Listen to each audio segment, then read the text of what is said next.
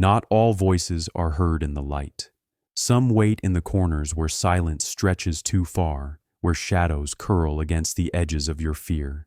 They do not whisper, they do not soothe, they scream, with the weight of forgotten truths, with the rage of secrets buried alive. This is the story of what hides when the world looks away, of echoes that demand to be remembered, of darkness that refuses to stay silent. Step closer, if you dare, because once you listen, you'll never hear silence the same again.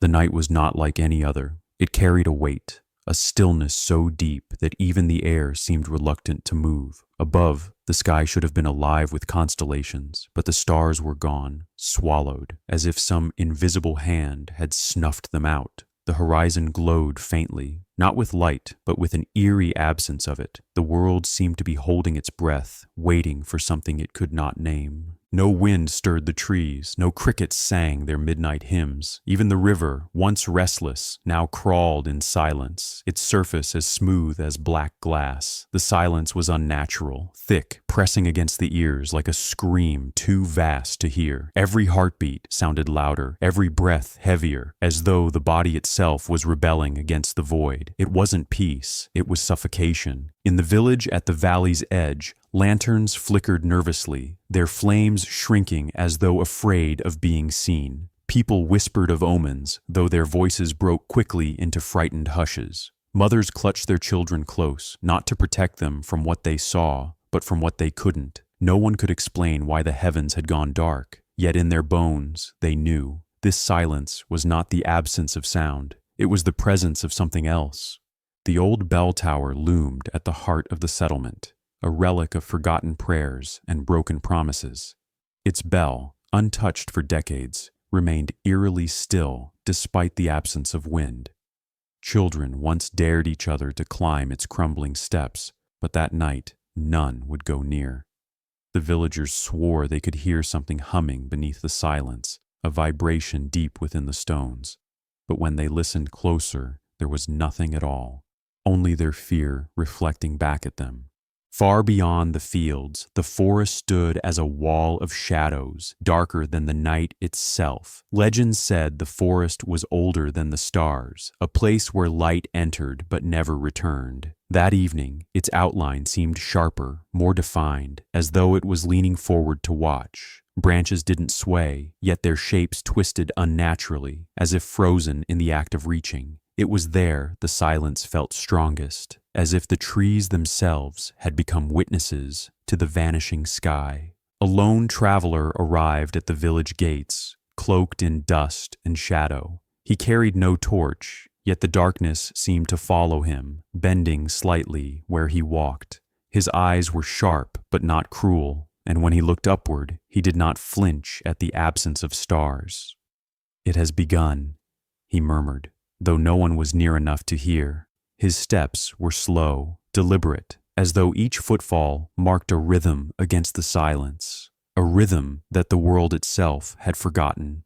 Inside a small cottage, an old woman stared at her unlit hearth. Her hands trembled as she traced patterns in the ash, shapes resembling constellations she remembered from childhood. But when she looked outside, there was nothing. No Orion, no Pleiades, not even the faint glow of the moon. Tears welled in her eyes, not for herself, but for the memory of light. "The stars don't die," she whispered. "They're taken." But the silence swallowed her words before they reached her own ears. Children, too young to understand fear, drew shapes in the dirt, carving suns and moons with sticks.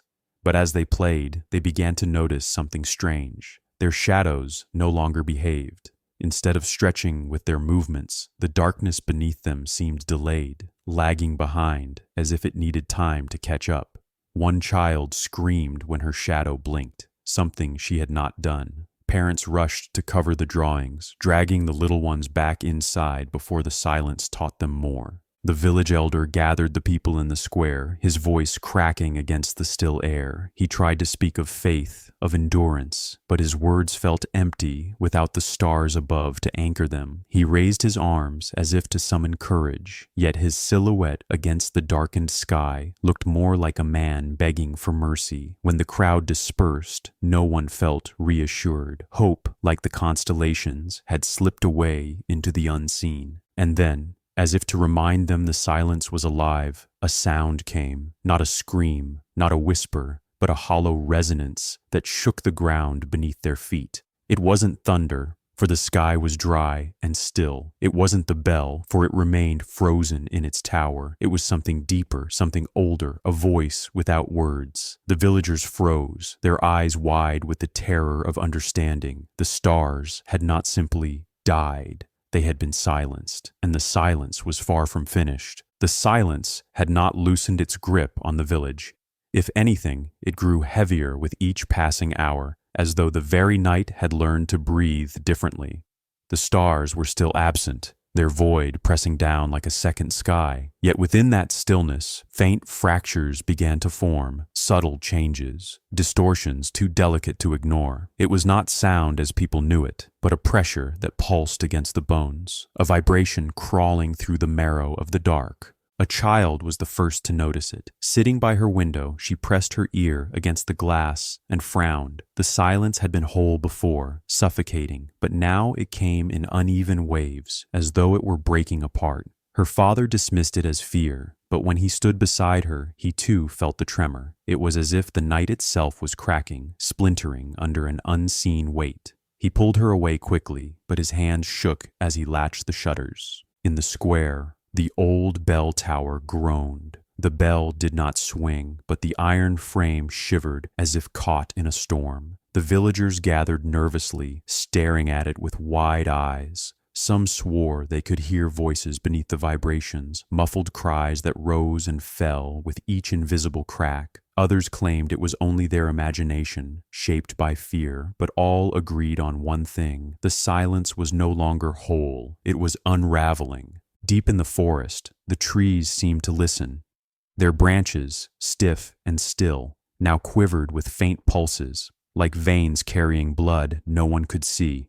The soil trembled, not violently, but rhythmically, as though a heart hidden beneath the earth was slowly waking. Animals had long since vanished, yet faint imprints in the dirt suggested something had walked there in the absence of stars. The cracks in the silence spread like roots, pushing outward, reaching for the world. The traveler, cloaked in dust and shadow, stood at the forest's edge. He closed his eyes and tilted his head, not in fear, but in recognition. "The voice is breaking," he whispered. His words were swallowed instantly, yet the cracks seemed to respond, shifting in rhythm with his breath. He pressed his hand to the ground and felt the pulse quicken, as though the silence itself had heard his acknowledgement. Whatever had begun with the vanished stars was now moving closer. In the cottages, people tried to sleep, but dreams betrayed them. They saw visions of shattered skies, fragments of starlight raining down like broken glass. Some dreamt of screams too loud to wake from, others of endless corridors where silence chased them like a predator. When they opened their eyes, they realized their dreams had not ended. The cracks in the silence followed them into waking, vibrating faintly through the wooden beams of their homes.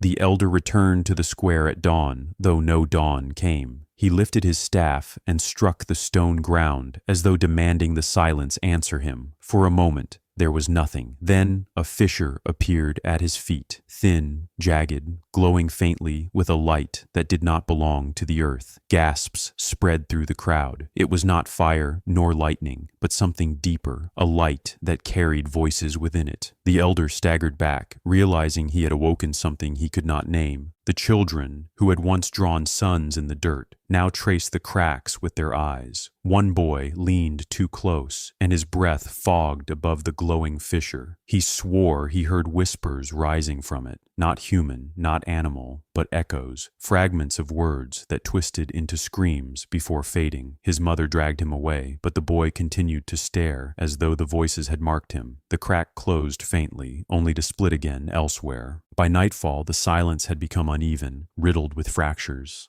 The sky above remained void, but now strange patterns flickered across it, shimmering distortions, like glass reflecting light that wasn't there. Every crack in the silence seemed to hum with its own frequency, and when combined, they formed a dreadful harmony. It was not music. It was a warning. The villagers covered their ears, but the sound was not in the air. It was inside them, clawing at the hollow places within their chests. The traveler raised his gaze to the empty heavens, his expression grim. "The silence is no longer whole," he said to no one, yet every villager seemed to hear it. "The voice of night has cracked, and through those fractures, something will come." His words left a chill that no fire could chase. The people clung to one another, but already they knew. The silence that had once suffocated them was far safer than what now leaked through its broken shell. The earth did not rest after the cracks appeared. Each hour the ground carried a faint trembling, like a heartbeat buried too deep to silence. In the fields beyond the village, farmers discovered the soil had hardened unnaturally, refusing their plows, as though something beneath pressed upward. When they knelt to touch the ground, the vibration seeped through their palms, steady and cold, a reminder that the earth was no longer their own. That night, the village dogs, those that had not fled, began to howl without pause. Their cries were strange, not the frantic alarm of beasts, but a drawn-out mourning, as if they lamented something unseen. They circled the fields restlessly, stopping to claw at the soil where the vibrations grew stronger. When the villagers pulled them back, the animals resisted violently, their teeth bared, their bodies desperate to unearth what lay beneath.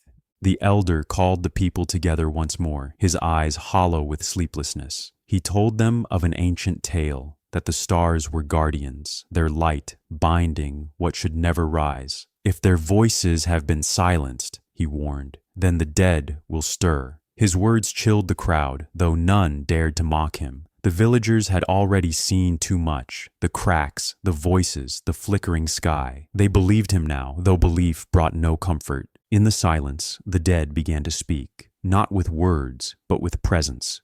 Graveyards grew colder than the rest of the land, a damp chill that crawled under skin and stayed there. Those who lived nearby swore they heard faint scratching, like nails against wood, though the coffins were buried deep. Some claimed to see faint impressions in the dirt, as though bones pressed upward, struggling against their weight. The ground no longer promised rest. One mother woke to find her child standing at the window, eyes wide, staring at the cemetery across the valley. "They're calling me," the child whispered, though no sound had been heard.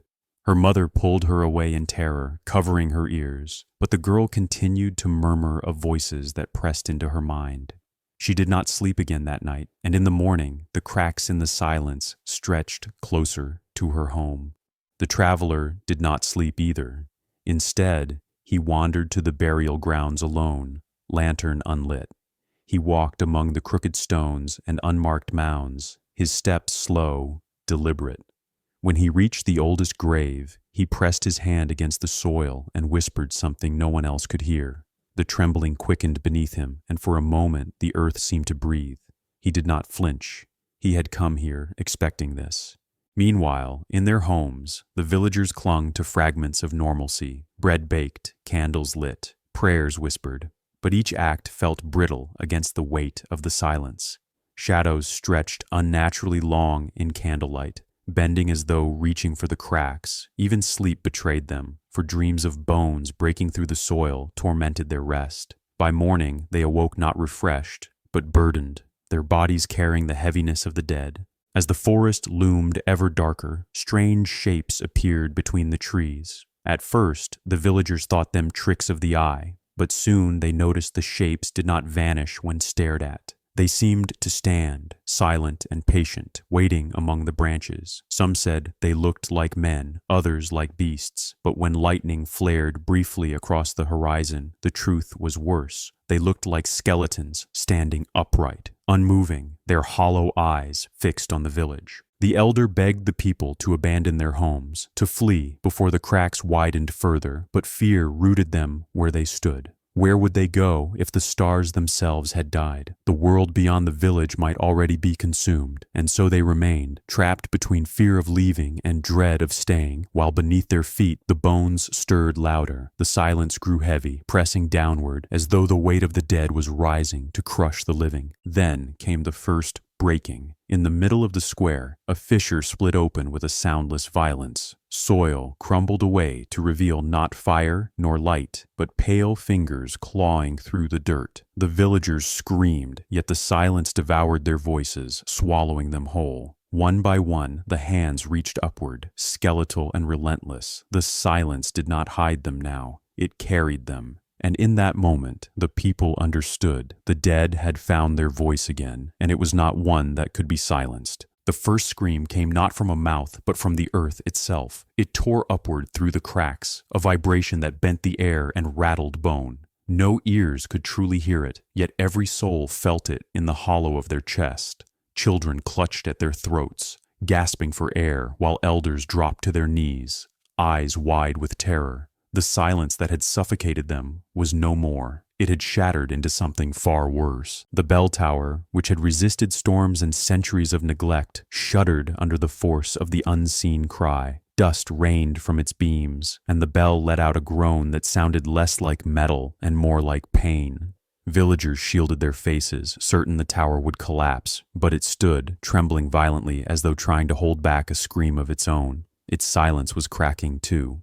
The scream rolled across the fields like a tidal wave, bending the stalks of dead crops, snapping branches from trees. Animals that had once gone quiet now bolted from the forest's edge. Deer, foxes, and creatures long thought vanished, only to collapse mid-run, their bodies unable to withstand the force. The night itself seemed alive, rippling with invisible claws, tearing away the illusion of safety. The villagers could only stand frozen, unable to hide from what had no shape. Inside the cottages, glass shattered, windows cracked and burst, shards flying inward like rain. Mothers pulled their children to the floor, pressing hands over ears, though it was useless. The scream bypassed flesh and bone, entering directly into thought. It was not only sound, it was knowledge, raw and unbearable, as if the night itself was telling them a truth too terrible to hold, and no wall, no prayer could keep it out. One woman clutched her chest and fell, her body convulsing. She screamed in return, though her voice was thin, pitiful against the weight of the night's howl. Her neighbors tried to lift her, but she twisted violently, as if possessed by the echo. Her voice broke into a dozen pitches at once, a grotesque harmony with the unseen wail. Then, as quickly as it began, her voice cut off. Her eyes stared upward, unblinking, as though she had been emptied. The elder staggered through the square, clutching his staff as though it were an anchor.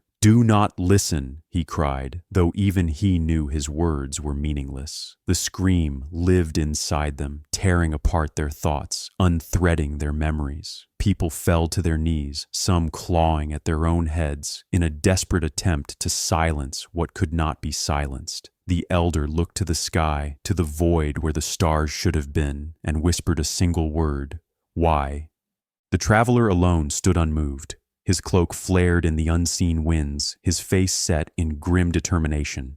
He raised his hand as though greeting the scream, and for a moment the vibrations seemed to bend toward him, curious. The villagers watched in horror as his lips moved, whispering something back into the dark. Whatever he said, it did not stop the scream, but it shaped it, redirected it, if only slightly. The ground shook less violently beneath his feet. Still, the forest did not stay silent. From its depths came another voice, one even older, layered beneath the scream of the night. It was guttural, resonant, carrying a weight that suggested it had waited centuries to be heard. The trees bent inward, as though bowing to the sound, their roots clawing free of the earth. Shadows poured from the branches like liquid, slithering across the ground toward the village. This was not a single scream anymore. It was a chorus. The villagers fled toward the chapel, desperate for sanctuary. Its stone walls had withstood wars and fires, and they prayed it would withstand this. They packed themselves inside, whispering prayers to gods they no longer believed in. Candles flickered wildly, their flames bending away from the altar. The priest raised his voice, shouting hymns, but each word crumbled beneath the force of the scream. Faith itself bent, fragile as glass, under the pressure. Outside, the cracks widened further, splitting roads and swallowing fences. From within, the fissures came pale hands, clawing upward, dragging skeletal forms into the night. Their jaws opened, but they did not speak. They screamed silently, their voices already swallowed into the greater cry of the dark. Their bones rattled with each step, not from weakness, but from resonance. They were part of the scream, living vessels of the sound.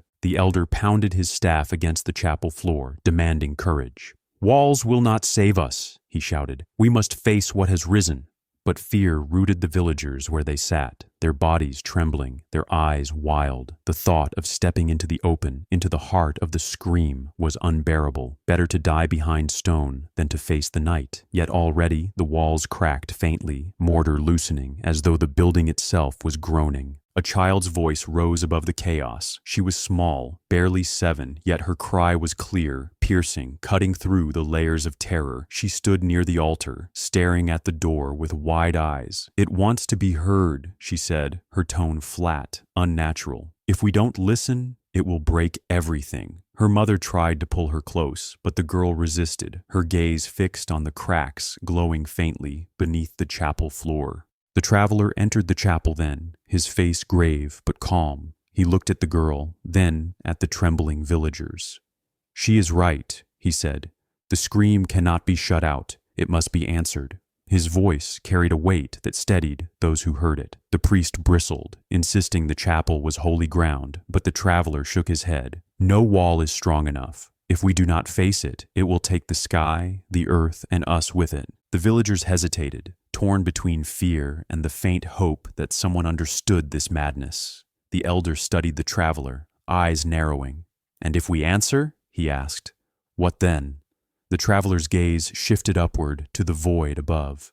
"Then the night will decide if we are worthy of silence, or if it will scream until nothing remains." His words chilled them, yet they knew he spoke truth. There was no safety, only choice. The scream surged again, louder than before, shaking the chapel to its foundation. Stones cracked, and dust rained from the rafters.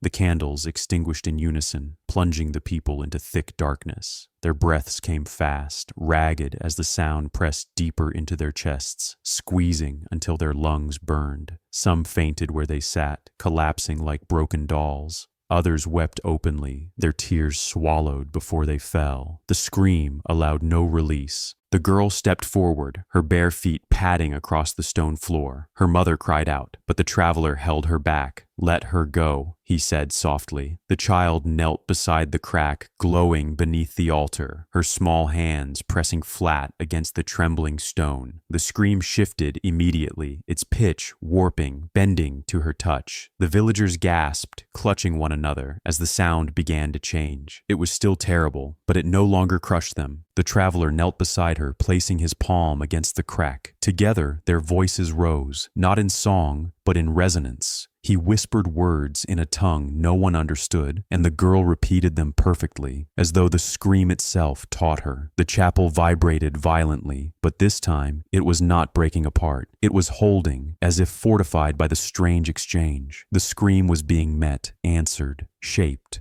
Outside, the skeletons faltered mid-step, their jaws closed, their movements stilled. The trees swayed, not from wind, but from the sudden shift in the air. The cracks pulsed faintly, like wounds struggling to close.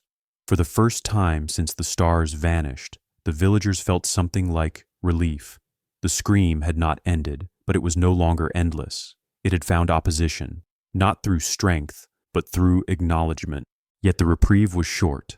From the horizon came a new surge, deeper and more violent than before. The sky rippled like water, and faint streaks of red appeared where stars once lived. The girl cried out, clutching her head, and the traveler nearly collapsed under the weight of the force. This scream was larger, older, impossibly vast. The cracks they had soothed trembled again, threatening to tear wider than ever before.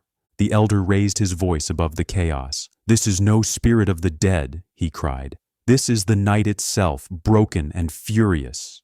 His words struck fear, but also clarity. The villagers understood now. They were not battling the restless dead or even shadows of the forest. They were caught in the fury of the night itself, its voice unleashed after eons of silence. The scream belonged to the void. The chapel walls split open, lightless fissures racing across the stone. The people fled outside, clutching what little they had. The air outside was thick, vibrating, pressing against their bodies like invisible waves. Some stumbled, collapsing as their ears bled. Others fell to their knees, overwhelmed by visions of endless skies collapsing, galaxies screaming as they died.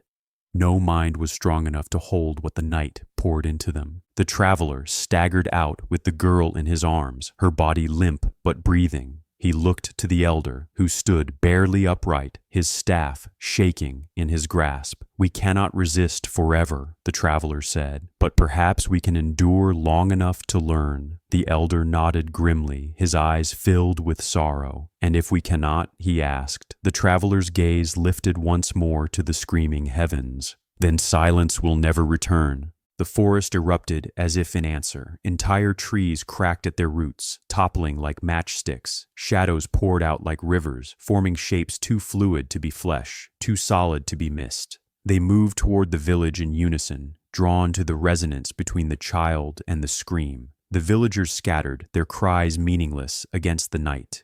But the traveler held his ground, whispering again in that ancient tongue. The girl stirred in his arms, her small hand rising weakly toward the sky. Her lips moved, though no words came. Still, the scream shifted once more, its pitch faltering, thinning as though listening. The red streaks above pulsed faintly, like wounds struggling to close. For the first time, the villagers dared to hope that perhaps the scream could be softened, even if it could not be silenced. But hope was fragile, and the night was not finished. A new crack split the ground beneath the square, wider than any before. From it rose not bones, but a figure cloaked in shadow, taller than any man, its form indistinct, but its presence suffocating. The scream seemed to emanate from it directly, a living conduit of the night's fury. The villagers fell back, their courage breaking. The traveler set the girl down gently, then stepped forward, his eyes fixed on the figure. The moment of confrontation had come. The elder's voice trembled as he raised his staff. "If it is the night itself, then no wall, no stone, no flesh will stand. We must yield." But the traveler did not yield. His voice cut through the chaos, firm and steady. "Walls fall, bones break. Silence returns only when it is earned. And we are not finished yet." The scream surged again, louder, sharper. But this time, it met resistance, not from walls, but from will. The villagers watched in awe as the traveler and the shadowed figure faced each other. The girl joined him, her small frame trembling but unafraid. Together, their resonance rose again, meeting the scream head on. The air rippled violently, the ground quaked, but still they stood. For the first time, the scream met not silence, not collapse, but defiance. The night itself paused, uncertain. The cracks widened further, yet so too did the strength of those who answered. And then, with a final surge, the scream fractured. It did not end. It could not end. But it broke into pieces, scattering across the sky like shards of glass. The red streaks dimmed faintly, though they did not vanish. The villagers, bruised and shaken, lifted their heads in awe. They had not won, but they had endured. For now, that was enough. Yet in their hearts, they knew the night had not spoken its last. The scream had splintered into fragments, but the silence that followed was far from natural.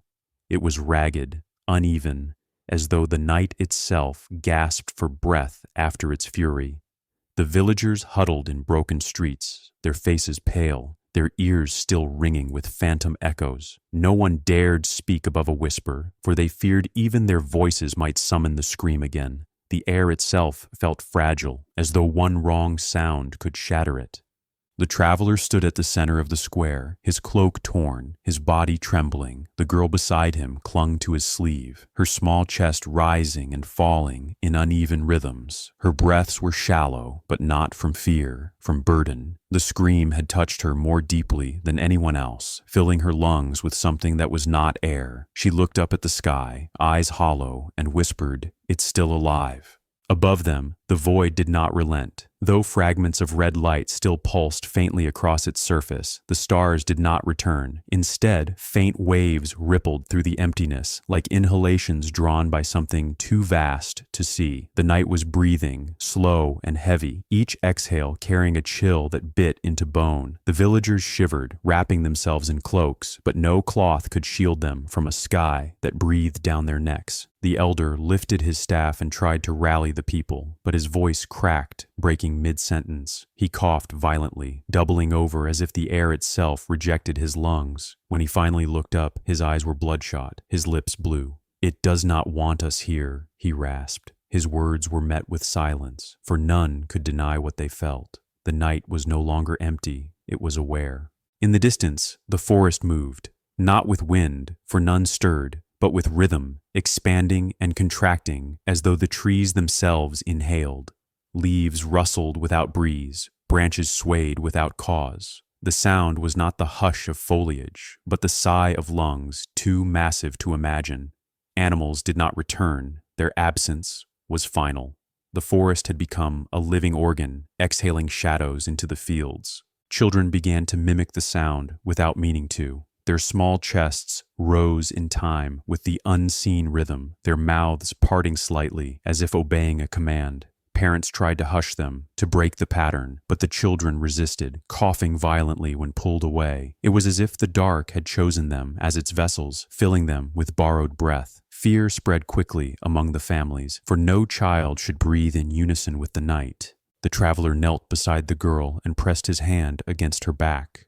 Her breath stuttered, then steadied in unnatural cadence, perfectly aligned with the void above. He frowned deeply, whispering words she did not understand. For a moment, her body shivered violently, then collapsed into stillness. When she opened her eyes again, they were darker than before, pupils stretched wide until no color remained. She inhaled deeply, and the sky seemed to tremble in response. The villagers gasped, some falling back in terror. "She is not ours anymore," one woman whispered, clutching her son tightly. But the traveler shook his head. "She is not lost," he said. "She has been chosen to hear what we cannot survive." His tone carried no triumph, only sorrow. The girl blinked slowly, then spoke with a voice not entirely her own. "It breathes because it remembers." The elder demanded to know what the dark remembered, but no answer came, only the girl's soft, rhythmic breathing, perfectly matched to the night. Then the cracks in the earth stirred again, not violently, but with eerie precision. From the fissures rose faint wisps, smoky tendrils that curled upward like exhalations. They drifted through the village, brushing against skin like cold fingers. Wherever they touched, people felt memories pulled loose, slipping from their minds like mist. A man cried out, clutching his head. He could no longer recall his mother's face. A woman sobbed as the names of her children slipped from her tongue. The air stole not just breath, but memory, feeding on what made them human. The villagers screamed in despair, though their cries dissolved into silence before reaching the air. The dark was not just breathing, it was consuming. Each inhale stripped them bare. The traveler braced himself, whispering words in the ancient tongue. The girl echoed him, her voice steady, though her chest heaved unnaturally. The smoky tendrils paused in their drift, swirling around the pair instead of the villagers. The girl inhaled sharply, drawing the mist into her lungs, her body convulsing as it filled her. She gasped, but when she exhaled, the wisps burst outward in shards of sound, faint screams belonging to the lost. The villagers recoiled in horror, for those screams were familiar. They were the voices of their dead, stolen from memory, trapped within the breath of the night. The girl shuddered, her face pale, as the voices poured from her lips. Some called out names, others wept, but all dissolved into nothing as the night inhaled again. It was a cycle, endless, and no wall could hold it back. The people realized they were not simply fighting shadows. They were drowning in the breath of forgotten souls. The elder dropped to his knees, tears streaking his face. "We are undone," he murmured, but the traveler's eyes remained sharp. "No," he said firmly, "it is learning us, and if it learns to breathe through us, then we must learn to breathe against it." His words confused many, but the girl nodded faintly, her body still trembling with stolen air. Together, they turned toward the forest, where the rhythm pulsed strongest. The villagers followed reluctantly, fear anchoring their steps, yet hope dragging them forward. The forest loomed vast, each tree exhaling shadows like smoke from lungs too ancient to fathom. The ground pulsed beneath their feet, vibrating in perfect time with the sky. It was as if the entire world had become one body, one great chest, inhaling and exhaling, waiting to swallow them whole. The people clutched one another, whispering prayers they no longer believed would be heard. Within the trees, the air grew thicker. Each breath tasted of iron and ash, heavy as though the atmosphere itself had weight. The villagers coughed and stumbled, while the traveler walked steadily, the girl's hand in his. She breathed deeply, as if the air belonged to her, as if the forest exhaled only for her lungs. The deeper they went, the more the shadows bent inward, pressing close, eager to be inhaled. The first skeleton appeared at the forest's heart, not crawling from earth, but standing tall, its ribs expanding and contracting like a living chest. With each inhale, shadows poured between its bones. With each exhale, whispers filled the air. Its hollow skull turned toward the villagers, jaw opening and closing in rhythm. The girl stepped closer, unafraid, her breaths echoing its own. The villagers trembled, for the dead were no longer silent. They were breathing too. Soon more rose, emerging from between the trees. Dozens of skeletal forms swayed in eerie unison, their lungs empty, yet their chests rising as though filled with unseen air. They did not attack, they simply breathed, their hollow resonance shaping the rhythm of the night. The villagers huddled closer, panic rising, but the traveler raised his hand. "Do not fear," he said. "They are not enemies. They are lessons." The elder shook his head violently. "Lessons?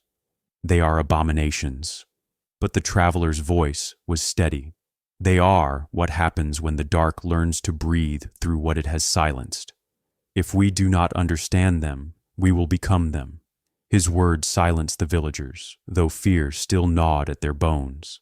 The girl's eyes glowed faintly in the dark, her chest expanding as though she carried the same breath as the skeletons. The rhythm grew louder, stronger, pressing into every corner of the forest. The villagers clutched their ears, but it was not sound. It was within their own lungs. Each breath they took no longer belonged to them. They gasped, choked, tried to resist, but the night drew each inhale deeper, forcing them to match its rhythm. They staggered, coughing blood, their bodies unable to rebel against the will of the dark. The girl screamed then, a sharp, piercing cry that broke the rhythm. Her chest convulsed, rejecting the inhalations, forcing air from her lungs that did not belong. The skeletons froze mid-breath, their jaws clicking shut. For a heartbeat, the forest stilled, silent as stone. The girl collapsed, clutching her chest, but she had broken the rhythm. She had shown it could be broken. The traveler knelt beside her, his voice low but urgent. "Again," he urged. "Do not breathe its way. Breathe your own." The girl sobbed, her small frame trembling, but she tried again. Her inhale came jagged, uneven, clashing with the perfect cadence of the night. The skeletons twitched violently, their ribs splintering under the strain. Shadows hissed, recoiling from the sound. The dark itself shuddered, uncertain. The villagers saw and followed. They gasped deliberately, irregularly, refusing the rhythm forced upon them. Their lungs burned, their throats tore, but they persisted. The forest shook with dissonance, the rhythm cracking as human breath defied its command. The skeletons staggered, collapsing into heaps of bones, their borrowed lungs undone. The night groaned, a hollow roar, but the defiance grew louder. The elder rose, his chest heaving, his breaths ragged, but his voice steady. "We are not your lungs," he cried to the void. "We are not your silence." His words carried through the forest, amplified by the dissonance of dozens of human voices. The trees bent backward, their shadows unraveling, as though the breath of the people had become fire. For the first time, the night seemed to falter. But victory did not come easily. The void above inhaled sharply, pulling the very air from their lungs. The villagers collapsed, gasping like fish on dry land. The girl screamed again, clutching her chest, but this time her cry fractured the sky. The red streaks pulsed violently, splitting open like wounds. From them came a sound that was not a scream, not a breath, but something in between, an exhale from beyond the stars. The traveler fell to his knees, blood on his lips, but his eyes blazed with fire. "It is not finished," he rasped. "This is only the beginning of its breath." His words sent a chill through the crowd. If the dark was only now learning to breathe, then what came next would be far worse than silence, or even the scream. They had survived one lesson, more were coming. The villagers gathered what strength they had left, clutching one another beneath the broken trees. The forest still pulsed faintly, but the rhythm had weakened, its hold cracked. For the first time since the stars vanished, they dared to believe they could resist. Yet in their hearts, they knew the night was not defeated. It was only changing, adapting, learning, and soon it would return with new lungs. The girl lay in the traveler's arms, her breaths shallow, but her eyes still open. She looked to the void, her voice barely a whisper. "It knows us now." The traveler bowed his head, his grip tightening. "Then we must learn faster than it does," he said. Around them, the villagers trembled, exhausted but alive. The night exhaled once more, slow and deliberate, reminding them all. The dark had only just begun to breathe. The village had survived the night's breath, but survival came at a cost. The stars did not return, and the cracks in the earth still glowed faintly, pulsing with hidden life. The people whispered of leaving, yet no one could step beyond the valley, for the forest still bent and swayed in rhythm with something unseen. They felt it in their sleep, in their lungs, even in the silence that followed, an unspoken promise that the darkness was not done. Children wept in their sleep, haunted by voices they had never heard in life. They woke screaming with names on their lips, names of strangers, long dead, buried in graves no one tended anymore. Parents tried to calm them, but the children shook violently, their small throats raw from cries they could not control. When questioned, they only said one thing: "They are singing to me." The elder sat in his cottage, hunched over a candle, whose flame bent unnaturally away from him. His quill scratched across parchment as he tried to record what was happening, but his words faltered. Each time he wrote the word fear, the ink bled across the page, letters twisting into shapes he could not read.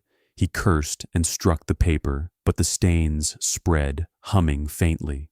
The night was rewriting his memory, and he could not stop it. The traveler sat outside the chapel's broken doors, his cloak wrapped tightly around him. He watched the girl sleep beside him, her chest rising with shallow breaths. Though her eyes were closed, her lips moved faintly, whispering fragments of songs in a language no villager recognized. He frowned, his hand trembling as he reached for her, but he did not wake her. He knew the dark was teaching her something it had not yet revealed. By dawn, if dawn could still be named, the villagers gathered once more in the square. They had not slept, only waited, clutching each other through the hollow hours. The silence was unbearable, for it was not empty. It was filled with anticipation. Then faintly, it began, a sound soft as breath, weaving through the air. It was not a scream, not a whisper, but a low hum that pressed into the bones of all who heard it. The hum grew stronger, joined by echoes that seemed to rise from every direction, from the cracks in the ground, from the broken bell tower, from the hollow trees of the forest. It came from everywhere at once. The villagers covered their ears, but it did not help. The sound was not heard. It was lived, vibrating through flesh and memory alike. Their minds struggled to resist, but the melody clung to them like chains. The children were the first to yield. They stood in eerie unison, their voices joining the hum without command. They sang in tones far too deep for their small throats, their eyes glazed, their faces pale. Parents screamed, rushing to seize them, but the children resisted, their limbs stiff, their voices unwavering. The night had taken their fear and given it song. The village square filled with a chorus that chilled every soul to silence. From the fissures rose shadows shaped like men, their forms rippling like smoke. They did not attack, they only joined the chorus, their hollow mouths wide as endless notes poured out. The sound was not beautiful, it was torment, given rhythm, anguish woven into harmony. The villagers staggered, their knees buckling under the weight of their own memories being pulled to the surface.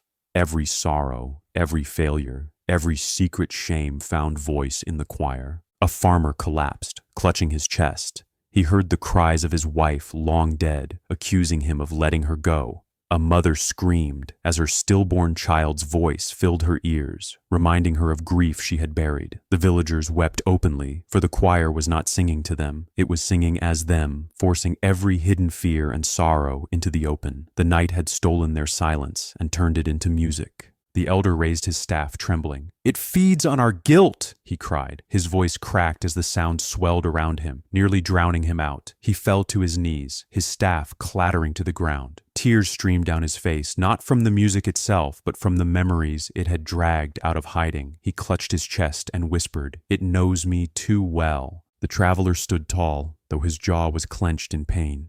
His gaze shifted to the girl, who had woken but did not weep. Her eyes glowed faintly, her lips moving in rhythm with the choir, yet her voice was not sorrowful. It was steady, even defiant, rising above the others in discord. The traveler placed his hand on her shoulder and whispered, "Sing against it," and she did.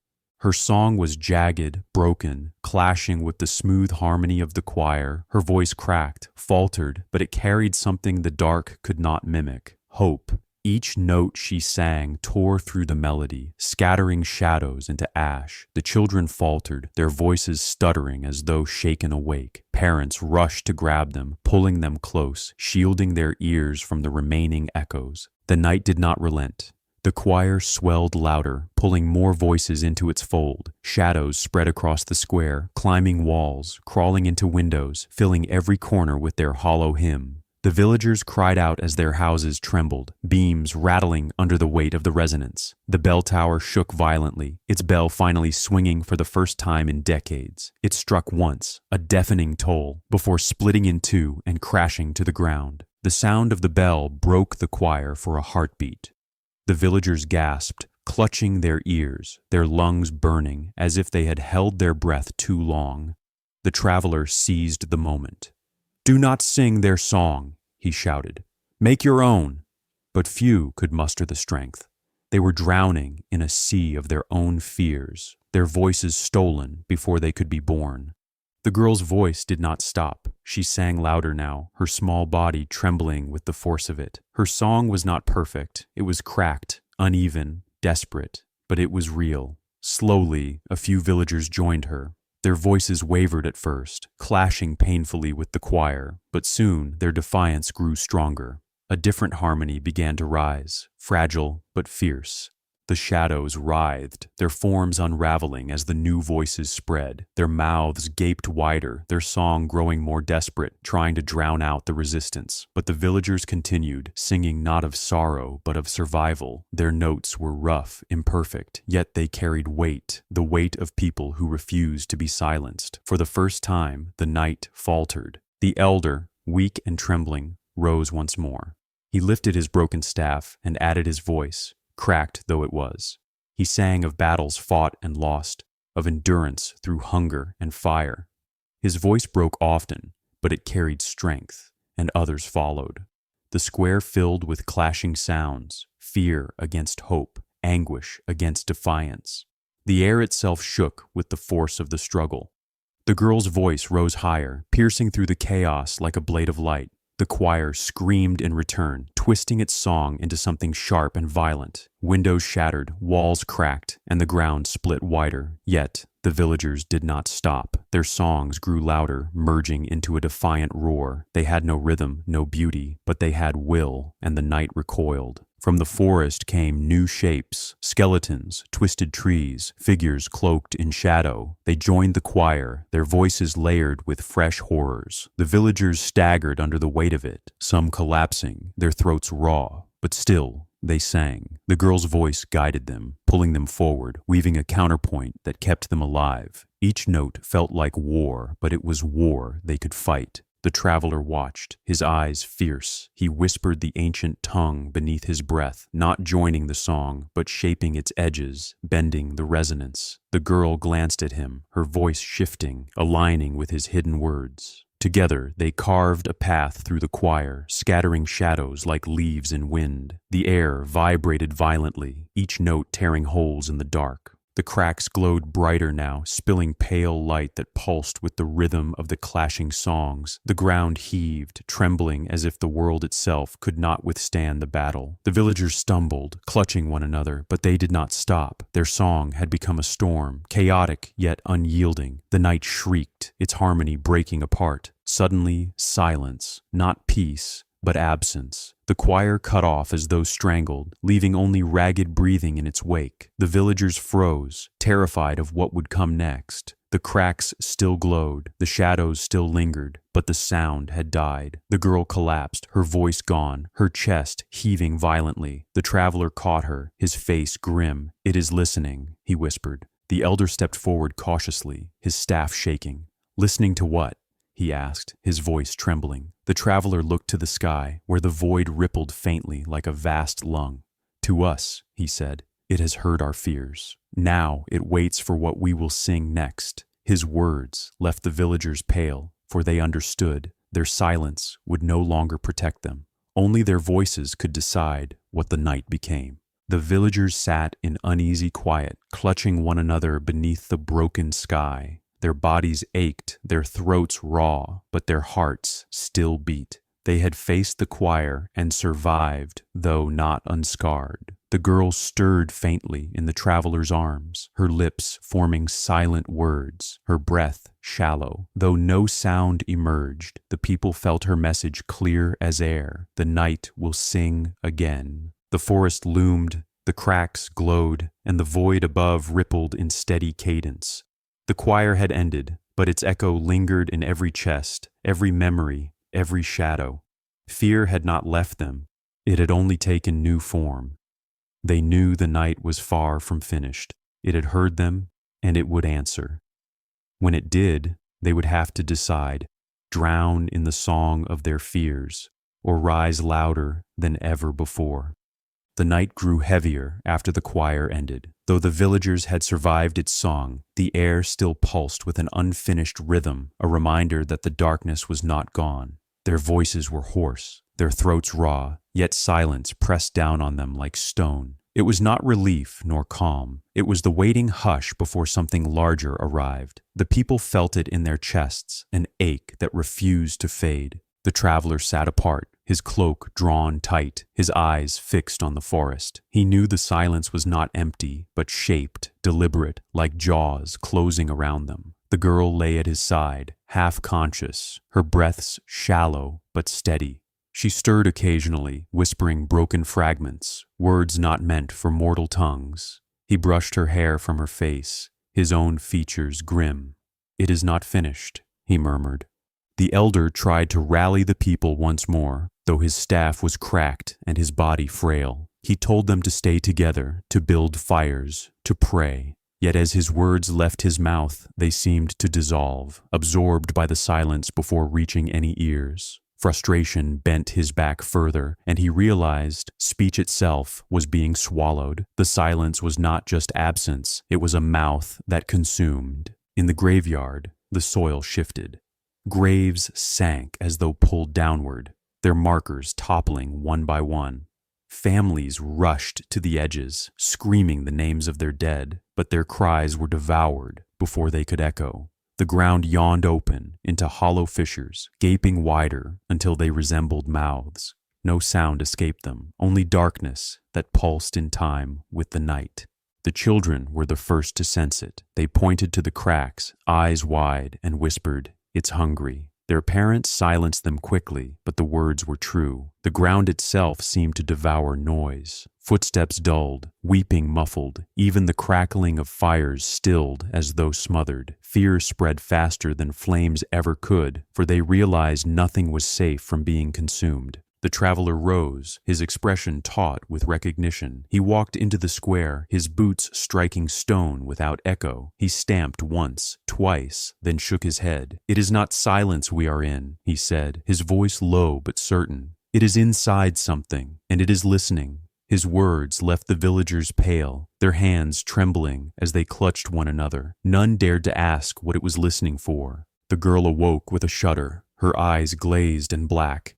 She sat upright, her breath ragged, and whispered, "It has a mouth, and we are in it." Her voice cracked, but her meaning was clear. The people screamed, though their cries vanished instantly into the air, leaving their mouths open and useless. Terror tightened its hold. They were prey in a darkness that had no face but endless hunger. The forest quivered as though agreeing. Trees bent backward, their trunks splintering with muffled cracks that no one heard. Birds flew overhead, wings flapping in frantic silence, vanishing into the void as though erased. The horizon itself seemed to fold inward, closing like lips around the valley. No one could escape the feeling that they stood inside a great maw, and the silence was teeth waiting to close. The elder fell to his knees, clawing at the ground. He pressed his ear to the soil, desperate to hear anything, even the throb of earth. But there was nothing, not the shift of worms, not the roots of trees, not even his own heartbeat. He rose trembling, his face wet with tears. "It has stolen the world's breath," he whispered, "and soon it will steal ours." The traveler guided the girl toward the chapel ruins, where stones still stood despite the night's fury. He placed her hand against the cracked altar, and at once the air shivered. The silence pressed harder, as though the act of defiance angered it. The girl's lips moved, but no sound came. Her throat worked, her chest heaved, yet every note died in her mouth. She looked at the traveler with terror. She could not sing. The villagers tried next, raising their voices in prayer, in song, in screams, but all were devoured before leaving their lips. Panic spread, people slapping their throats, gasping for sound. Children sobbed noiselessly, their tears streaking silently down their cheeks. Lovers clung to one another in mute desperation, their mouths open in voiceless pleas. The silence was no longer stillness, it was theft. The elder raised his broken staff and slammed it into the earth. The impact sent a ripple through the square, faint but visible. Though the sound did not rise, the movement was undeniable. He looked at the traveler, eyes wide. "It cannot take what is not sound," he mouthed. The traveler nodded grimly. "Then we must speak in what it cannot eat." The people began to move, striking stone, clapping hands, stomping feet. The square trembled with vibrations, though no noise filled the air. Still, the silence recoiled faintly, as if shaken. The traveler drew a blade from his cloak and struck it against the altar, sparks leaping in the dark. No sound followed, but the light itself hissed against the silence, a defiance of its hunger. For the first time, the people felt they had found a weapon. The girl closed her eyes, pressing her palms together. She exhaled slowly, and though no note left her throat, her body vibrated with resonance. Her chest trembled, her bones hummed, and the air rippled faintly around her. The villagers gasped silently, for she had found a way to sing without voice. The silence shivered, retreating slightly, its invisible jaws unsettled. But the victory was brief. The cracks widened, yawning like mouths within mouths, swallowing even the vibrations. The square shuddered as stones caved inward, vanishing into pits of endless dark. Villagers fled, but their steps carried no sound, their screams no weight. The silence had grown larger, hungrier, swallowing not just sound, but substance. The mouth was widening. The traveler grabbed the elder's arm. "If it is a mouth," he mouthed desperately, "then it has a throat, and throats can choke." The elder stared, his eyes narrowing with desperate hope. But how could they choke something larger than the sky itself? The traveler looked to the girl, whose body still trembled with silent resonance. "She can," he said, "if she dares." The girl trembled but nodded. She pressed her hands flat against the ground, her body shaking violently. The silence rushed against her like waves, trying to smother her heartbeat, her breath, her will. She convulsed, her lips mouthing silent words that no one could hear. But the villagers saw the cracks in the square glow faintly, as though her resonance was forcing its way into the silence itself. The forest bent inward, its trees cracking noiselessly as if the silence were collapsing upon itself. Shadows writhed, their forms flickering, no longer certain. The sky rippled violently, pulsing like a throat struggling to swallow. The villagers fell to their knees, clutching one another as the air grew dense, suffocating. The girl arched backward, her body taut with strain, as if she herself were choking the endless mouth. The traveler knelt beside her, pressing his hand against her spine. His own chest vibrated with resonance, joining hers, amplifying it. Slowly, others followed, pressing hands to the earth, to walls, to one another. They did not sing with sound. They sang with vibration, with the rhythm of their bodies refusing to be swallowed. The silence cracked faintly, shattering in places like glass. The mouth of the dark convulsed, its hunger twisting into rage. The ground heaved violently, throwing people to the ground. Houses split in half, their roofs caving in. Yet still, the people pressed their resonance forward, their bodies shivering with effort.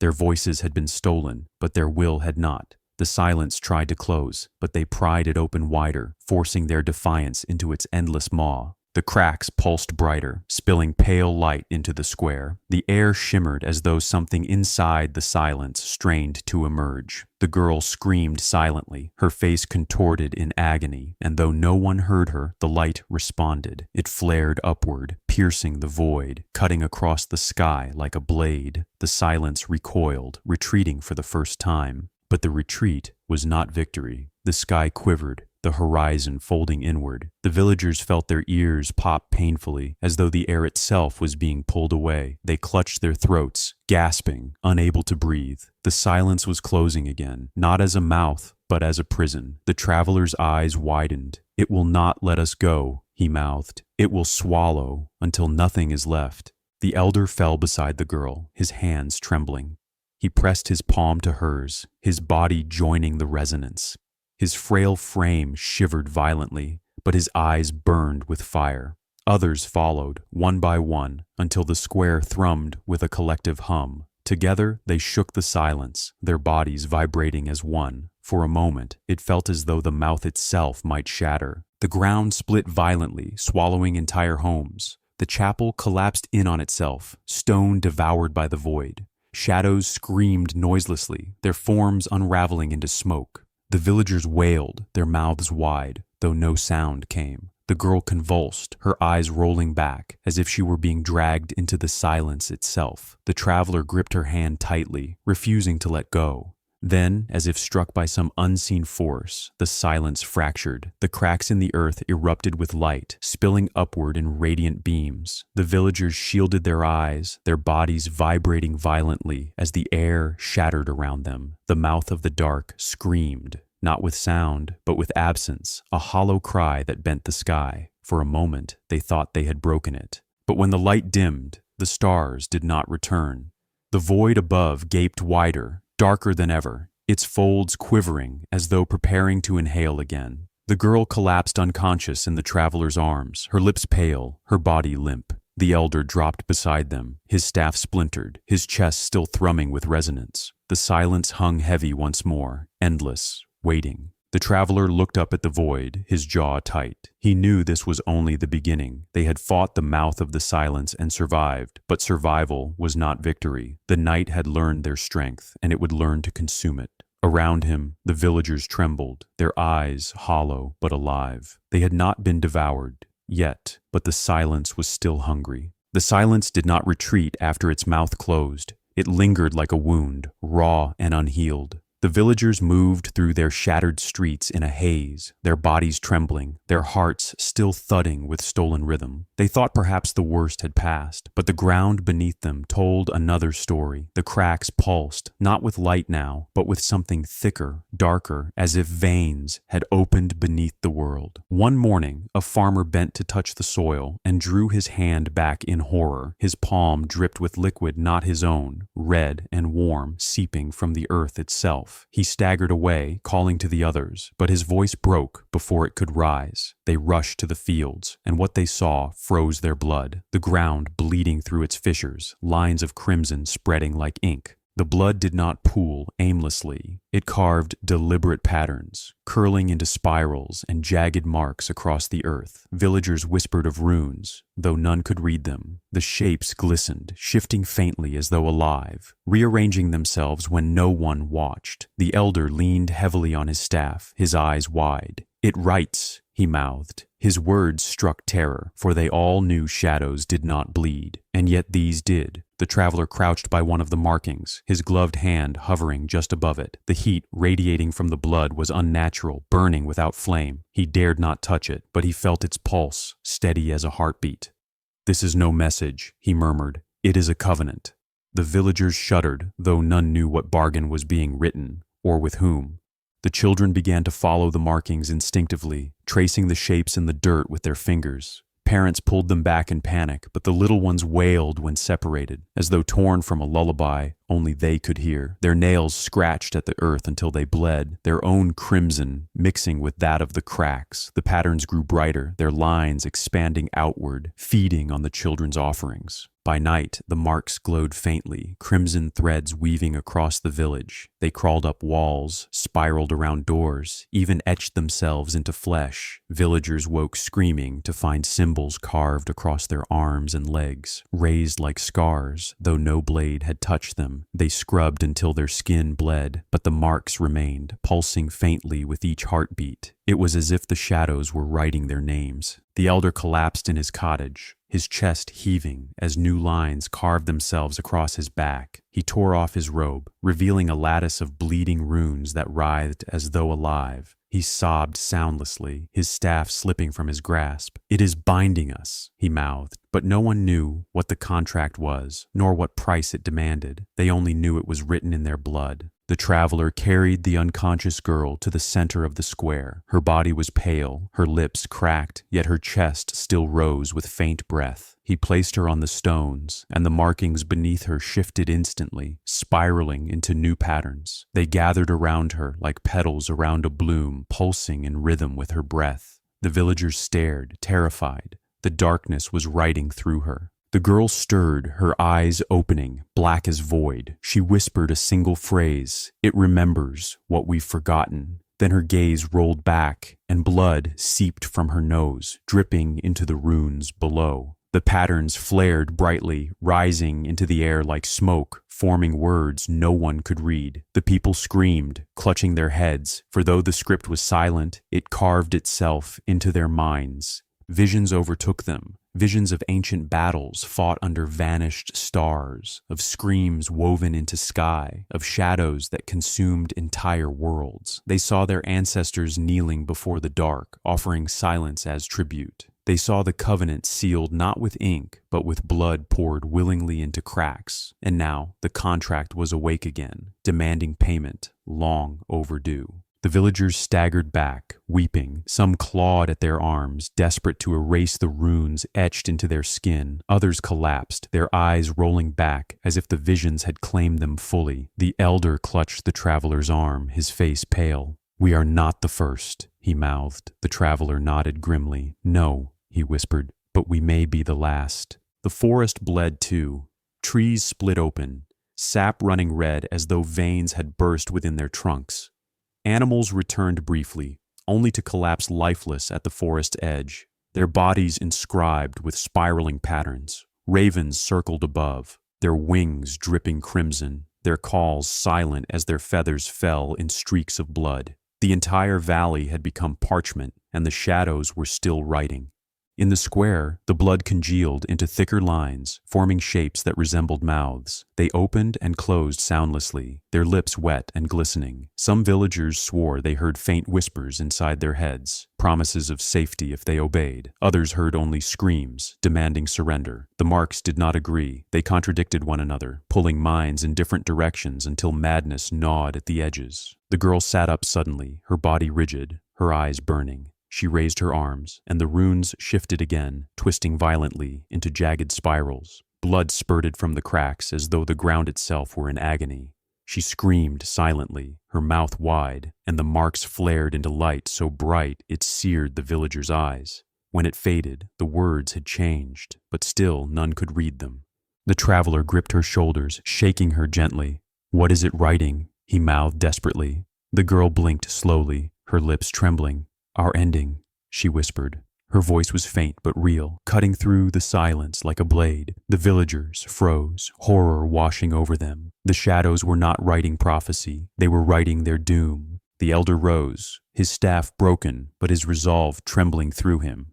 "Then we must write back," he mouthed fiercely. He dragged the tip of his staff across the bleeding earth, drawing countermarks against the runes. The blood hissed where it met his touch, burning his skin, but he did not stop. Sparks leapt into the air, defiance carved into Shadow's script. For a moment, the runes recoiled. The traveler joined him, drawing lines with the edge of his blade. The villagers followed, their fingers bleeding as they etched shapes into the dirt, their will written in crimson. The earth trembled, the runes shifting violently as if rejecting their defiance. But they pressed harder, covering every symbol they could with new marks of resistance. The square became a battlefield of written wills. The girl rose to her feet, her small body trembling. She pressed her hand to the largest rune and gasped as blood poured from her palm, spilling into the crack. Her body convulsed, but her eyes blazed with fire. "It cannot erase us," she whispered. "Not if we write ourselves in." Her words filled the villagers with new strength, and together they carved deeper.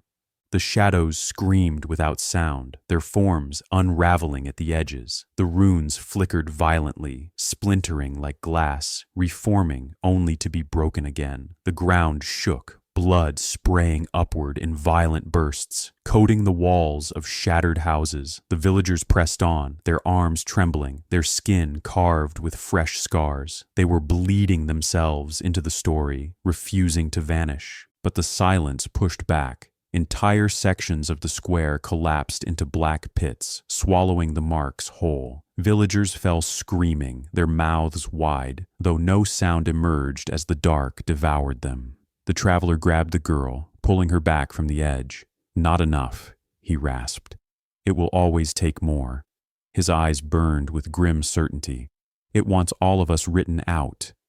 The elder staggered forward, his hands bleeding freely as he carved. "Then let us write something it cannot read," he mouthed. His strokes grew wild, furious, creating patterns no rune could match. The ground hissed, the cracks glowing brighter, as if confused. The silence recoiled faintly, struggling to consume what had no meaning. Hope flickered among the people. They could fight by being unreadable. The girl lifted her arms again, her body glowing faintly in the crimson light. She carved her hand across the air itself, and for the first time, a mark remained without blood. It shone brightly, pure and sharp, a symbol the shadows recoiled from. She gasped, collapsing, but the sign lingered in the air, a ward against the dark. The villagers cheered silently, their tears streaming. They could write light against shadow. The traveler held the girl close, whispering words into her ear. She smiled weakly, her hand trembling as she traced another mark into the air.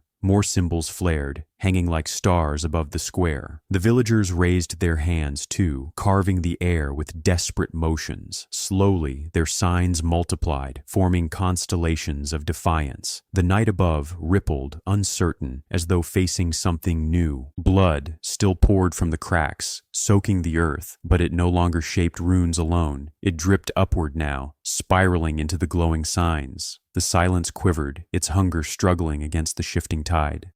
For the first time, the villagers saw not just doom, but balance. The shadows could write in blood, but they could write in light. Their future was no longer a script. They were making it a battle. The elder fell to his knees, exhausted, but smiling faintly. He looked to the people, his voice gone, but his will alive. The traveler raised his blade high, the girl beside him glowing faintly. Together, they stood against the bleeding earth, the endless silence, and the script of shadows. Whatever was being written, it would not be finished without their marks. Above them, the void rippled, folding inward as though reading their defiance. For the first time, faint points of light flickered at its edges, small, fragile, but real, not stars, not yet, but signs. The people gasped silently, their hearts pounding with something they had not felt in endless nights. It was not victory, it was not peace, but it was proof they could still be written. The constellations of defiance lingered above the square, flickering like fragile embers. The villagers stared upward, their eyes wide, hearts pounding with desperate hope. Yet even as the signs glowed faintly, the cracks beneath them bled heavier, soaking the earth until it glistened red. Light and shadow warred openly, neither gaining full dominance, both straining to consume the other. The air itself trembled under the tension. The traveler tightened his grip on the girl's hand, his gaze fixed on the faint sparks above. "It is not victory," he whispered, his voice hoarse. "It is only a reprieve." He could feel the truth pressing against his bones. The night was waiting, watching, learning. The silence that had once swallowed sound now bent to study light itself. The stars were not reborn yet. They were struggling to breathe their last. The elder, his robes torn and stained with blood, stumbled to his feet. His staff splintered in his hand, yet he raised it as though it were unbroken. He looked at the villagers, their exhausted faces illuminated by faint glimmers overhead. "Do not falter," he mouthed. "Light does not speak often, but when it does, it is final." His words, though silent, carried through them like fire. The girl lifted her hand toward the dim sparks. Her fingers trembled, her skin pale as parchment, but the constellations bent faintly toward her touch. For a heartbeat, the void rippled as though disturbed, and the faint lights flared brighter. She whispered softly, her words inaudible, but her meaning undeniable. Her lips formed 3 syllables that etched themselves into the minds of all. "Hold on longer." Then the void struck back. The crimson cracks erupted violently, spraying blood across the square. The symbols the villagers had carved into the air fractured, dissolving into smoke. The faint stars flickered, one by one, dimming under the weight of the silence. Panic spread like wildfire, mothers clinging to their children, elders clutching their chests as despair crushed them. The dying light sputtered, its last breath choking in the dark. The traveler stepped forward, his blade glowing faintly with the reflection of vanishing sparks. He raised it high, the steel trembling with resonance. "If light must die," he said grimly, "then let its last word be heard." His voice broke the silence for a heartbeat, raw and jagged, before vanishing. Still, the villagers gasped, for even a word lost was better than surrender. Shadows surged from the forest, taller than any man, their limbs stretching like ink spilled across the air. They moved without footsteps, their mouths open wide, yet no sound escaped them. Instead, they carried silence, like a weapon, extinguishing fires with their presence, dimming lanterns with their approach. Wherever they walked, hope shriveled, the villagers scattered, their breath stolen, their courage thinning. The girl rose unsteadily, blood dripping from her palms. She pressed both hands against the ground, and the cracks glowed violently in response. But this time, the runes written in blood did not obey the shadows. They twisted upward, reforming into jagged signs of resistance, unwilling to die quietly. The earth itself groaned, torn between allegiance to light and shadow. The elder collapsed, clutching his chest, but his eyes burned fiercely. "Write it," he mouthed, "the last word of the light. Write it before it fades." His trembling hands scratched across the soil, blood smearing into new patterns. Others followed, their fingers raw, their skin flayed, but still they carved. Together they wrote not names nor prayers, but defiance, a wordless mark that meant only survival. The The void rippled, its surface folding like a wound. The faint stars dimmed further, their glow fading into ash-gray smudges. Yet, in the instant before darkness consumed them fully, one point flared brighter than all the rest. It pulsed violently, shattering its own light into fragments that rained downward like falling shards. The villagers lifted their hands to the glow, their faces bathed in dying brilliance. The traveler caught one shard in his palm. It burned his skin, searing flesh to bone, but he held it aloft. The fragment glowed brighter, feeding on his pain, flaring against the silence that tried to swallow it. He screamed voicelessly, his jaw clenched, and for the first time, the shadow's advance faltered. The dying light had spoken, not in words, but in sacrifice. The girl stumbled toward him, her own hand outstretched. She touched the shard, and it fused with her skin, burrowing into her flesh. Her body convulsed, but she did not release it. The glow spread through her veins, turning her fragile frame into a beacon. The villagers shielded their eyes as the silence recoiled, unable to devour such raw brilliance. The last light had chosen a vessel, but with the gift came agony. The girl's screams shook her body, though no sound escaped her throat. Her eyes burned with light, her skin blistered, yet she stood upright, defiant against the void. She raised her hands, and the cracks beneath the village erupted with fire instead of blood. Flames coiled upward, searing the shadows until they shrieked silently and dissolved. The elder fell back, his face awash with awe and terror. "She cannot hold it long," he mouthed desperately. He was right. The girl's body shook violently, her veins glowing too brightly, as though she would burn herself from within. Yet her gaze remained fixed upward, locked onto the void. She would not let the light die without leaving a final scar. The shadows regrouped, their forms twisting into monstrous shapes. They lunged for her, their mouths gaping, but the flames lashed outward, striking them down. The traveler fought beside her, his blade glowing brighter with each strike, fed by her brilliance. Together, they carved a path through the advancing dark, but for every shadow slain, more poured forward. It was endless. The villagers added their strength where they could, throwing stones, brandishing torches that sputtered faintly. They knew their efforts were small, but they refused to watch silently. They pressed forward, their hearts pounding, their bodies burning with raw courage. Each step, each gesture became part of the last word they tried to give the dying light. The sky cracked open, revealing a vast chasm of red and black. From its depths came a roar that was not sound, but force, pressing them all to their knees.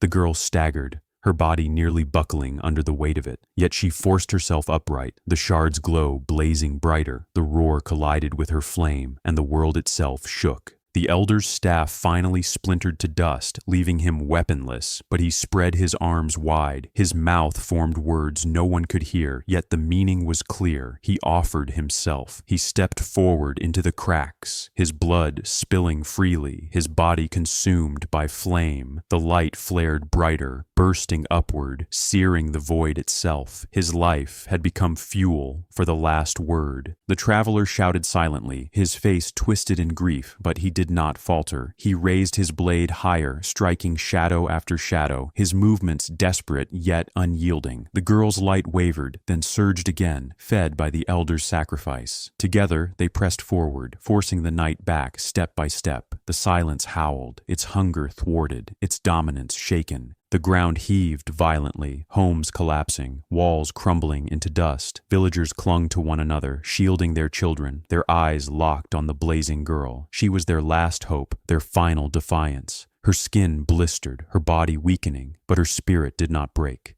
Each breath she took became flame, each heartbeat a burst of light. At last, the shard within her cracked. Light spilled outward in violent arcs, tearing across the sky like lightning. The void quivered, the crimson streaks splintering into fragments. Shadows screamed noiselessly, scattering into ash as the brilliance burned them away. For a moment, it seemed the night itself would fracture, but the shard was dying. Its glow dimmed, its fire sputtered, and the girl collapsed to her knees. The traveler caught her, holding her tightly as the last light flickered in her chest.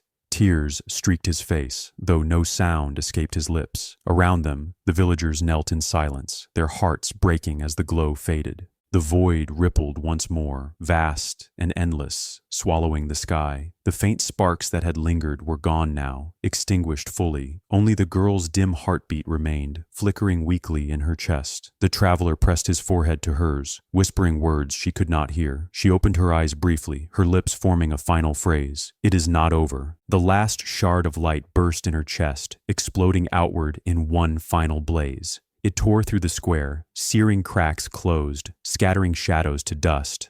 The brilliance blinded them all, searing into their minds like fire. And then, as quickly as it came, it vanished, leaving only smoke and silence. When vision returned, the village was rubble. The people rose weakly, their bodies broken, their spirits hollow. The traveler held the girl's body in his arms, limp and pale, her glow gone. He looked upward at the void, his eyes burning with fury. The last light had spoken, but it had not been enough. The villagers bowed their heads, mourning without words. They had seen the last word of the dying light, and it was not salvation, it was sacrifice. The silence still loomed, endless, hungry. The night had not ended, it had only paused, and they knew with hollow certainty that the next chapter of its voice was already beginning. The night above no longer resembled a void. It writhed, folding and unfolding like a living skin stretched across the heavens. The faint traces of light that had once lingered were gone, leaving only red fractures that pulsed with steady rhythm. The villagers stared upward in terror, realizing the sky itself had become an organ, a vast throat preparing to speak, and when it spoke, it would not whisper.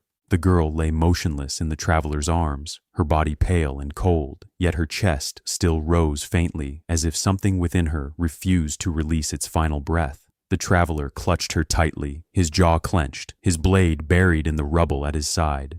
He knew the last shard had died within her, but her sacrifice had scarred the silence. For now, the night seethed above them, wounded and furious. The elder was gone, his body consumed in flame. The villagers stood hollow, their faces streaked with ash and blood, their spirits too fractured to weep. They whispered prayers that vanished into air before leaving their lips. When they looked to the traveler, they saw no leader, only a man broken yet unyielding. His silence was not surrender, it was defiance waiting for its moment. Then it began. A low vibration rippled through the earth, rising upward like smoke. The villagers clutched their ears, but no sound greeted them. Instead, the sky trembled, the red fractures flaring brighter until the heavens split open. From the wounds poured not light, not shadow, but screams, countless voices bursting without tongues, howling without mouths. The sky had become a choir of torment. The screams rained down like thunder without sound, shaking the bones of all who stood beneath. The villagers collapsed, writhing as the voices tore into their minds. They were not strangers' cries. They were their own. Every failure, every loss, every regret returned, magnified until it crushed them. Parents heard the cries of children they had lost. Lovers heard farewells spoken long ago. Soldiers heard the death rattles of comrades. The sky was filled with nothing but their own voices. The traveler staggered, his knees buckling, but he did not fall. He forced himself to stand, shielding the girl in his arms. His ears bled, though the sound was not heard, only felt. He had known screams before, battlefields, massacres, endless death, but this was worse. This was his own voice breaking from above, shouting every sin he had buried. He clenched his teeth, refusing to be undone. The villagers crawled through rubble, clutching one another, their mouths wide with silent sobs. They tried to scream back, but their voices carried no weight against the sky. Instead, the night stole their breath, twisting it upward into the chorus. The more they fought, the louder the sky became, feeding on their despair. It was not silence anymore. It was endless noise, shaped into torment. Children were the first to faint, their small bodies unable to withstand the flood of voices. Mothers shook them desperately, but their cries vanished before reaching their ears. Fathers struck the earth with fists until they bled, their rage dissolving into the void. The entire village shook, not from the ground, but from the weight of screams pressing downward, turning air into chains. The traveler set the girl gently on the ground. He rose, gripping his blade once more, his eyes locked on the sky. His voice, hoarse and ragged, formed words no one else could hear. If the sky screams, then let it hear us too. He raised his blade high, the steel reflecting the red fractures above. The villagers watched, trembling, as though waiting for him to command the impossible. The first answer came not from him, but from the girl. Her body stirred, her lips parting in a broken gasp. Light flickered faintly in her chest, though no shard remained. She opened her eyes, black as the void, and whispered, "It cannot scream without ears."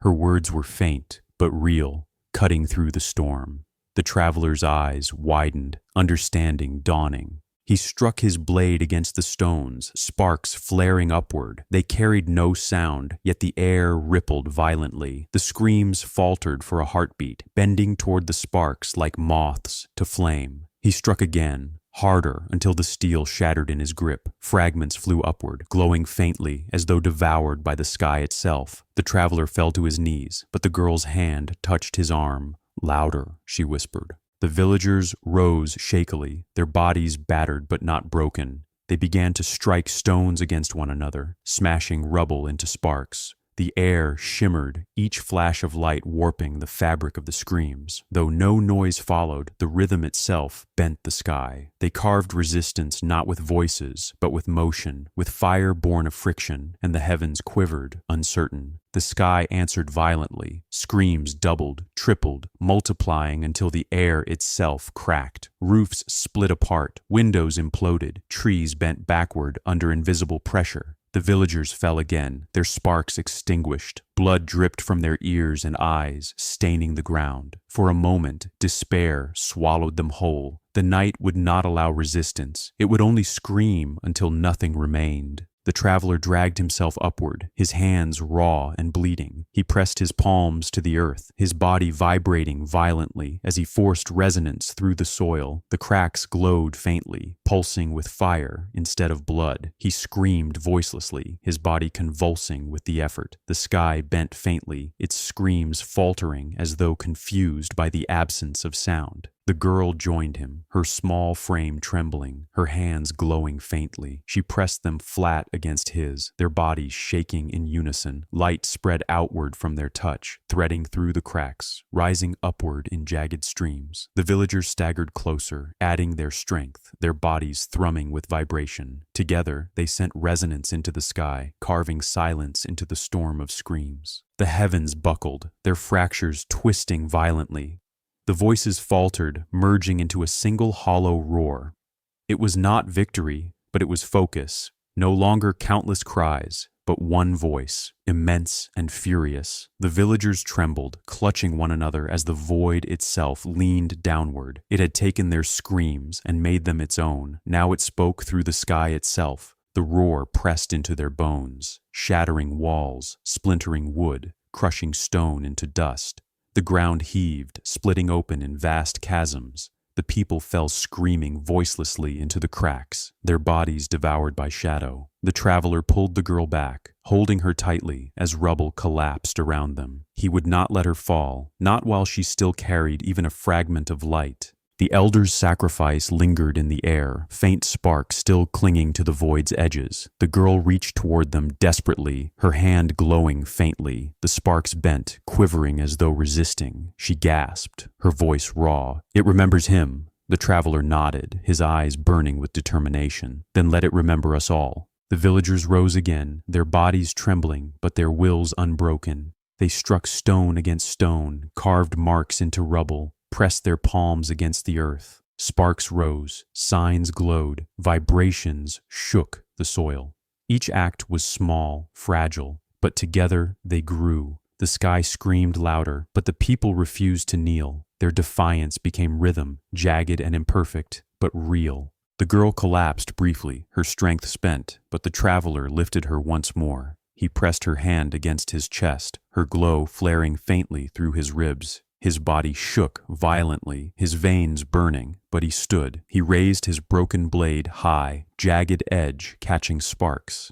"If it screams, we scream back," he mouthed, his eyes locked on the void. The villagers followed, their mouths wide, though no sound came. Together they screamed voicelessly, their bodies convulsing with effort. The sky rippled violently, its fractures splitting wider, its glow flickering faintly. For the first time, the endless noise faltered. It was not silence, not yet, but resistance had carved itself into the heavens. The screams were no longer endless. They were contested. The void shuddered, folding inward violently. Blood rained upward into the sky, drawn from the cracks, sucked into the fractures. The people gasped silently, their bodies trembling as though drained, yet they did not collapse. They pressed harder, screaming with bodies, with resonance, with sparks. The sky twisted violently, groaning like a vast beast in agony.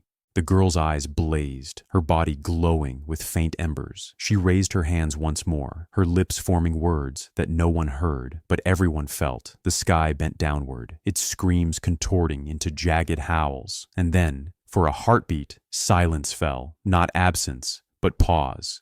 The villagers froze, their bodies shaking, their ears ringing with phantom echoes. Then the sky fractured completely. Screams burst outward in shards of light and shadow, raining down upon the earth like broken glass. The villagers collapsed, covering their heads, their bodies bleeding from fresh cuts. The traveler shielded the girl, his own back torn to ribbons by falling fragments. Yet when the storm ended, they rose, battered but alive. The sky was cracked now, scarred forever. The void above writhed, its fractures glowing faintly, no longer endless, but broken. The screams still echoed, faint and hollow, but weaker. The villagers wept silently, clutching one another, their faces streaked with blood and ash. For the first time, they had scarred the sky itself. The night had screamed, and they had not yielded. The traveler looked upward, his chest heaving. He whispered words into the wind, though no one could hear. The girl leaned weakly against him, her hand glowing faintly. Together, they stared at the fractured sky, knowing the battle was far from finished.